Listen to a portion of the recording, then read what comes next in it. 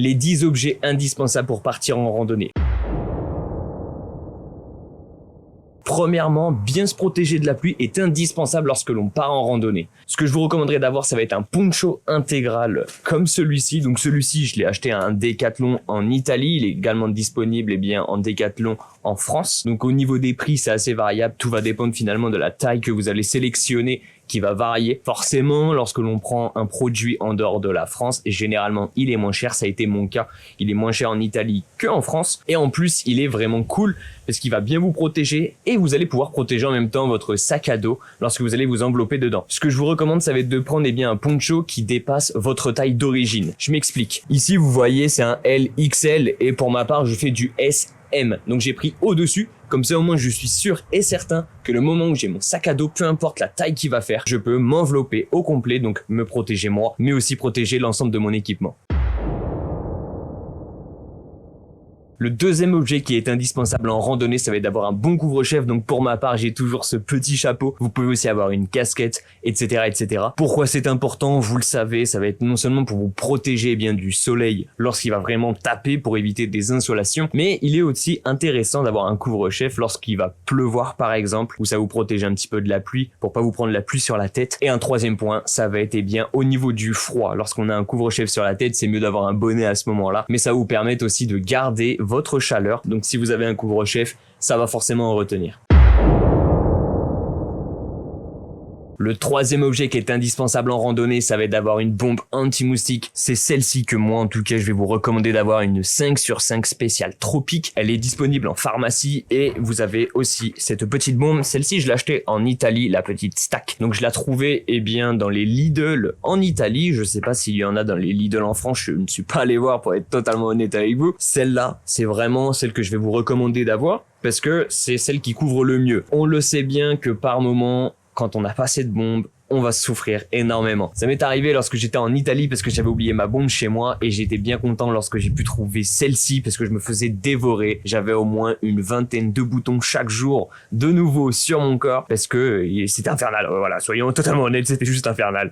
Donc si vous avez pas cette bombe, vous allez souffrir et au passage vous allez péter des plombs. C'est obligé. Si vous partez, que vous êtes en ville, ça va. On le sait, avec la pollution, il y en a beaucoup moins. Mais lorsque vous allez vous retrouver déjà en campagne et en plus après en forêt, vous allez souffrir, voilà. N'oubliez surtout pas d'avoir votre bombe anti-moustique qui est vraiment un objet indispensable en randonnée.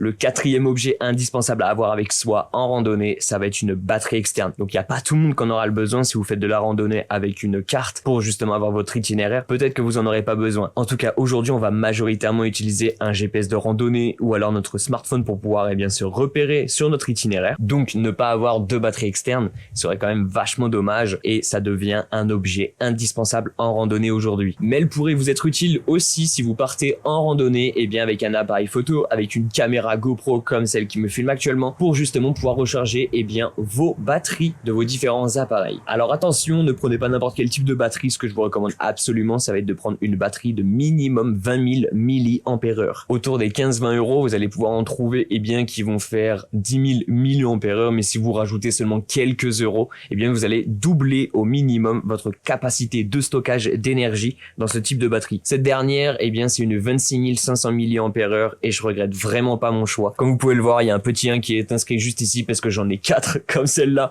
qui m'emmène avec moi dans mes différentes aventures. Donc si je vous la recommande, c'est vraiment pas pour rien.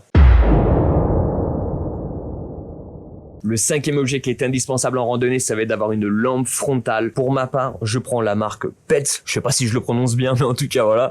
C'est cette marque-là que je prends parce que je suis vraiment pas déçu du tout de leurs produits. Je ne vous recommanderais absolument pas cette lampe frontale parce que le problème qu'elle a, c'est qu'elle a qu'une seule position de réglage en termes de couleur. Donc ça va être uniquement du blanc. Ensuite, il va y avoir 3 intensités différentes. Le mieux, c'est d'avoir la même lampe frontale que je vous mets dans la description. C'est la future que je vais m'acheter parce qu'il y a 2 positions de couleur de disponibles. Vous avez du blanc, mais vous avez également du rouge. L'avantage de la couleur rouge, non seulement vous allez être moins visible lorsque vous allez l'allumer sur votre campement, mais également ça va moins attirer les différents insectes, les moustiques, surtout eux qui vont nous déranger le soir. Et c'est le gros plus qu'il y a. Pourquoi je prends uniquement la marque Pets et c'est également celle que je vous recommande, C'est très simple. Dedans, vous avez une batterie, mais j'ai aussi une deuxième batterie comme celle-ci. C'est des batteries qui sont rechargeables par un tout petit port qu'on voit juste en haut. C'est vraiment cool, c'est un chargeur universel. La batterie externe que je vous ai présentée arrive à les recharger sans problème et très rapidement. Mais vous avez aussi une deuxième option si vous avez qu'une seule batterie ou alors, eh bien, vos deux batteries sont déchargées. Alors, bien sûr, il va falloir les avoir en conséquence avec soi. Eh bien, ça va être d'avoir 3 petites piles AAA pour les mettre dedans parce que c'est adaptable. Vous pouvez aussi bien mettre la batterie que les 3 petites piles.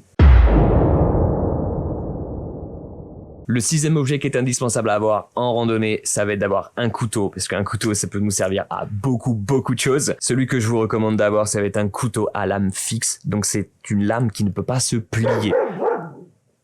Tu m'as niqué ma vidéo, toi. Comme on peut le voir, il ne peut pas se plier. Donc le gros avantage d'avoir ce type de couteau, eh bien c'est que, par exemple, vous allez pouvoir en faire une lance si vous avez, eh bien, pour projet de harponner un poisson, par exemple. Pour la petite anecdote, ça nous est arrivé avec mon grand frère lorsqu'on était en session de bushcraft au 3e jour de notre session, où justement, pour choper des écrevisses, on a pris tout simplement une branche de noisetier. Avec de la paracorde, on les a accrochés, nos couteaux, et on a pu justement pêcher de cette façon-là. Vous pouvez aussi, eh bien, vous prendre un couteau suisse qui est vachement réputé par rapport à son usage multifonction. Pour ma part, c'est pas ce que je préfère avoir, parce que j'en ai un petit peu rien à faire d'avoir un petit tournevis avec moi, etc. Enfin bon, bref, ça c'est des choix qui vous sont propres, qui sont uniques à chaque individu. D'autres personnes aussi prennent, eh bien, des petits Opinel, le couteau qui est très réputé. Si moi je ne veux pas en avoir avec moi, c'est parce que c'est pas une lame fixe, tout simplement. Ça me dérangerait énormément de casser mon couteau à un moment donné et de ne plus avoir de couteau avec moi tout simplement.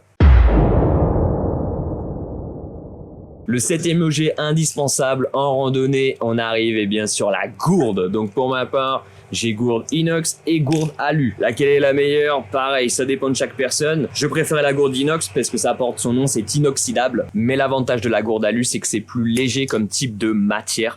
Et cette petite 50 centilitres, elle allait toujours eh bien, dans ma petite poche de pantalon. Comme ça, pendant que je marchais, je pouvais boire à n'importe quel moment. Donc c'est l'avantage. Pourquoi est-ce que je vous parle pas eh bien, de gourde plastique ou de bouteilles plastiques? On part en randonnée, l'idée est de réduire au maximum le plastique. Je vous cache pas que ça m'arrive également quand je dois faire un plus gros stockage d'eau avec moi, eh bien de réduire le poids au niveau des gourdes. Là, je vais prendre de la bouteille plastique histoire d'avoir 1 ou 2 litres d'eau en plus avec moi. Et si je vous recommande au maximum d'avoir la gourde inox, c'est tout simplement parce que non seulement vous allez pouvoir eh bien porter de l'eau à l'ébullition à n'importe quel moment si besoin, si vous en avez vraiment plus avec vous et que le seul point d'eau que vous avez, ça peut être eh bien un cours d'eau, un étang, etc., etc. Et du coup, le deuxième facteur, c'est que c'est un acier inoxydable, contrairement à l'aluminium. Donc, dans le temps, c'est toujours mieux d'avoir ce type de gourde-là. Par contre, si vous portez de l'eau à l'ébullition, faites bien attention au moment où vous allez le faire, parce que là, on peut le voir, il y a son joint d'étanchéité. Pensez bien à enlever le bouchon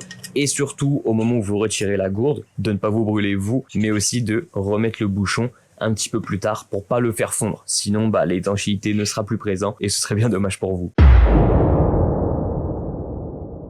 Le 8e objet qui est indispensable en randonnée, ça va être d'avoir des doubles pots, donc qui s'appellent tout simplement des petits campides. Donc ça va être bien pour vous protéger lorsque vous allez avoir un début d'ampoule ou tout simplement que l'ampoule est déjà présente. Vous allez pouvoir vous rajouter une double peau sur votre pied. Bien souvent, c'est à cet endroit-là qu'on va s'en créer une avec nos chaussures. Donc ça va vous permettre de vous protéger et d'éviter d'aller jusqu'au sang et que ça vous gêne et que ça vous fasse mal sur le temps. Par contre, je vous préviens, n'achetez surtout pas les kits où vous avez les tout petits compides avec. Prenez uniquement ce type de compide. C'est vraiment assez large. C'est celle qu'on va utiliser bien pour se protéger au niveau du talon, mais vous pouvez aussi vous protéger le flanc de votre pied, protéger un orteil, etc., etc. Bien souvent en commerce, bien vous allez en trouver des kits où dans une boîte comme celle-ci, vous allez avoir uniquement 3 gros formats. Vous allez avoir 3 formats moyens, ça va être pour le flanc de votre pied, et des tout petits formats pour protéger vos orteils. Mais c'est pas vraiment intéressant parce que les orteils ou le flanc du pied, c'est pas ce qui va souffrir le plus, c'est pas là où vous allez en avoir le plus besoin. Donc vaut mieux privilégier uniquement des gros formats, et si vous en avez besoin pour le flanc de votre pied, le gros format ici loge, et si vous en avez besoin pour l'un de vos orteils, soit vous pouvez le découper avec votre couteau par exemple, ou alors le petit ciseau de votre couteau suisse, et vous pouvez envelopper votre petit orteil, protéger en tout cas la zone qui en aura le besoin avec ce type de format. N'allez pas sur les kits où vous avez les autres formats, ils sont complètement inutiles.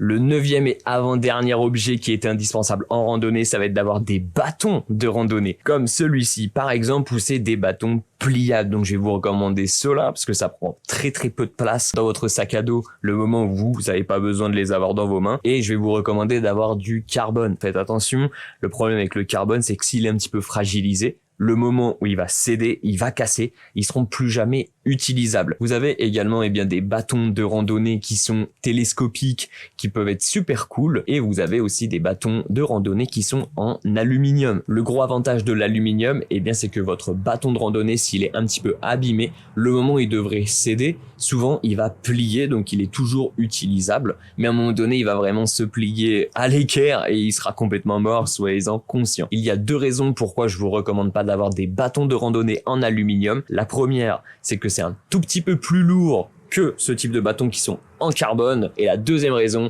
c'est que lorsque je suis parti jusqu'à Athènes à pied pendant 80 jours et sur plus de 2500 km, mes 2 bâtons qui m'ont lâché, ils étaient en aluminium et non pas les carbones. Donc j'entends beaucoup de personnes qui disent oui, le carbone c'est trop risqué, vaut mieux prendre de l'alu, etc., etc. Pour le moment en tout cas, mes bâtons qui m'ont lâché, c'était l'aluminium et non pas cela. Donc voilà, c'est un choix personnel et c'est pour ça que je préfère vous amener sur quelque chose que je trouve de plus logique. Le 10e et dernier objet indispensable à avoir avec soi en randonnée, ça va être d'avoir un kit de secours. Alors si je n'en ai pas avec moi actuellement, il y a plusieurs raisons à cela. Première raison, c'est que chaque kit de secours est conçu différemment par type de personne, parce que vous allez avoir vos propres médicaments dont vous aurez besoin. Par exemple, ce que j'emmène avec moi, ça va être souvent des antidouleurs, des anti-inflammatoires. Ça va être des médicaments également pour tout ce qui va être les gastro, les insolations, etc.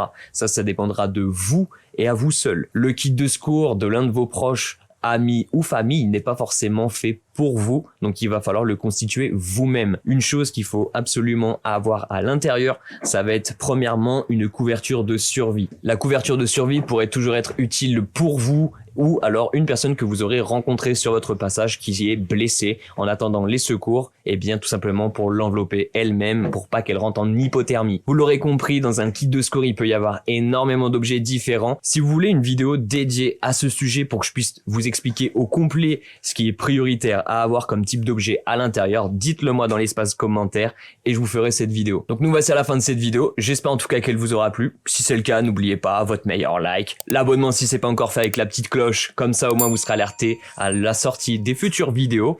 Et en tout cas, je vous souhaite une bonne réussite dans vos aventures, je vous dis à très bientôt. Ciao!